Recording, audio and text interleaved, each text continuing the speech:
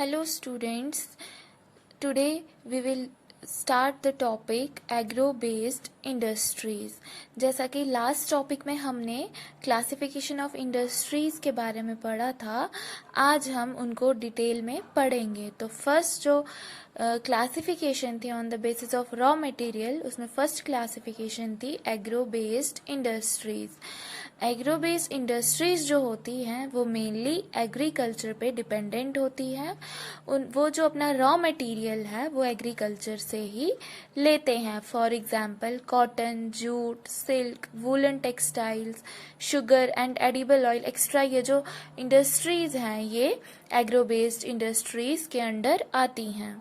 यहाँ पे हमें एक फ्लो चार्ट दिया गया है value addition in the textile industries, यानी कि रॉ मटेरियल से लेकर फाइनल प्रोडक्ट्स बनाने तक जो भी खर्च आता है वो उसकी वैल्यू एडिशन जो है वो क्या होती है।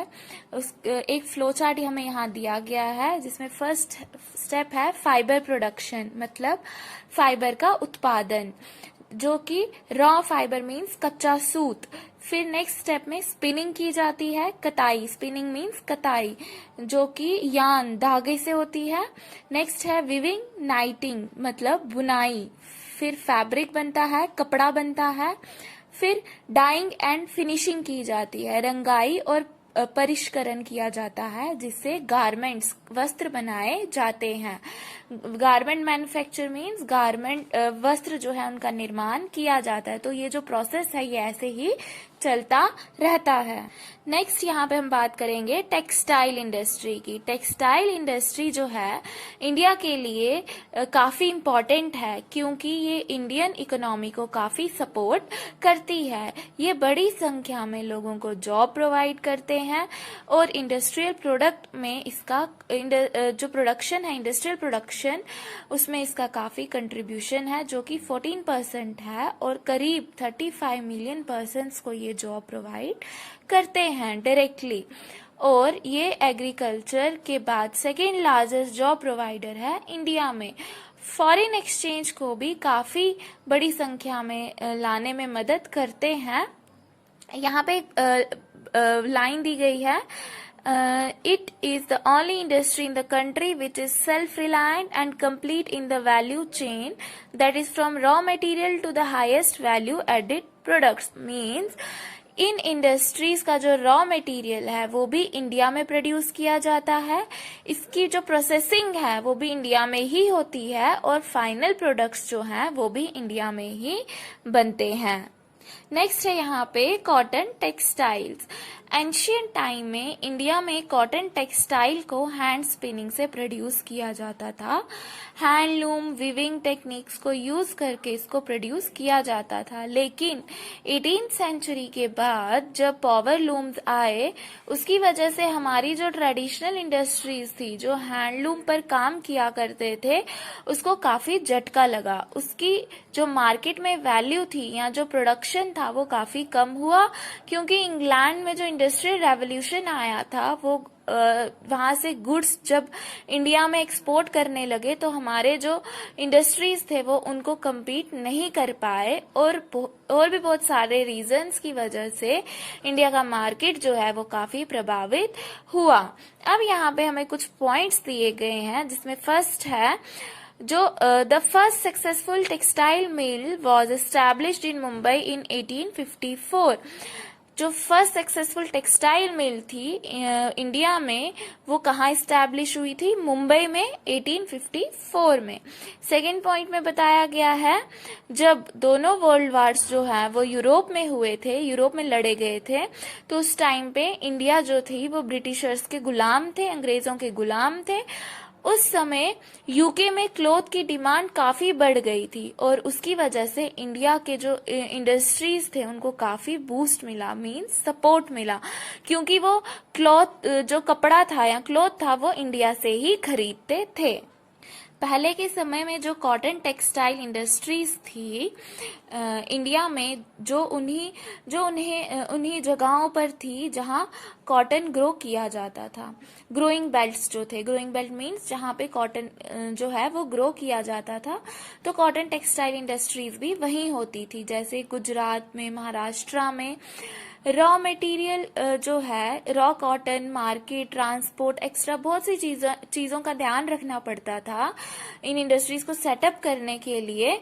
तो फिर इंडस्ट्रीज को वहीं सेटअप किया जाता था जहां उन्हें ये रॉ कॉटन मार्केट या ट्रांसपोर्ट जो है उसकी फैसिलिटी मिलती थी।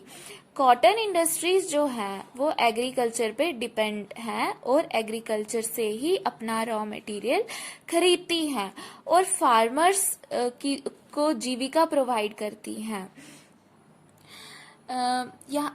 इसके अलावा बहुत सारे लोग इन इंडस्ट्रीज में काम करते हैं, जैसे स्पिनिंग में, वीविंग, डाइंग, सीविंग, एक्स्ट्रा में इन इंडस्ट्रीज की जो डिमांड होती है वो काफी होती है। जैसे chemicals, dyes, packing material, engineering work, extra इस सब की जरूरत होती है, तो इसलिए ये दूसरी इंडस्ट्रीज को भी काफी ज्यादा सपोर्ट करती है। साथ ही जो लोग हैं उनको ये काफी ज्यादा मात्रा में जो है जॉब्स प्रोवाइड करते हैं।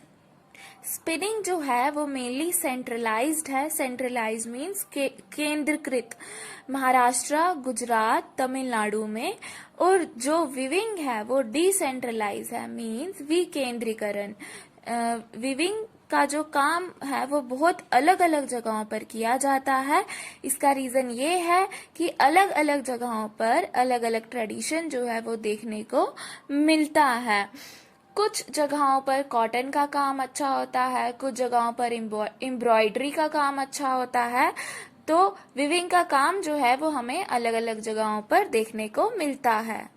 इंडिया के प्रोडक्ट्स हैं, स्पिनिंग में जो प्रोडक्ट्स इंडिया बनाते हैं वो वर्ल्ड क्लास के प्रोडक्ट्स होते हैं, लेकिन जो विविंग सप्लाईज है इंडिया में वो इतने अच्छे नहीं हैं। इंडिया में विविंग हैंडलूम जो है पावर लूम के द्वारा की जाती है, मिल्स में ही की जाती है। जो हैंडस्पन है, खादी है, वो बड़ी संख्या में एम्प्लॉयमेंट प्रोवाइड करते हैं। इंडिया जापान को यार्न एक्सपोर्ट करता है और USA, UK, Russia, east European countries, Nepal, Singapore, Sri Lanka, ये जो कंट्रीज हैं इनको कॉटन गुड्स एक्सपोर्ट करता है। पूरे वर्ल्ड में जो कॉटन यार्न का ट्रेड है उसमें हमारा बहुत बड़ा हिस्सा है।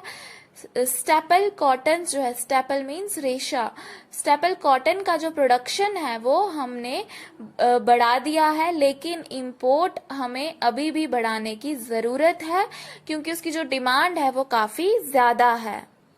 इसके साथ कुछ प्रॉब्लम्स भी आती हैं, जैसे पावर सप्लाई की ज़रूरत है बट पावर कट होता रहता है, तो पावर सप्लाई जो है वो रेगुलरली नहीं मिल पाती है।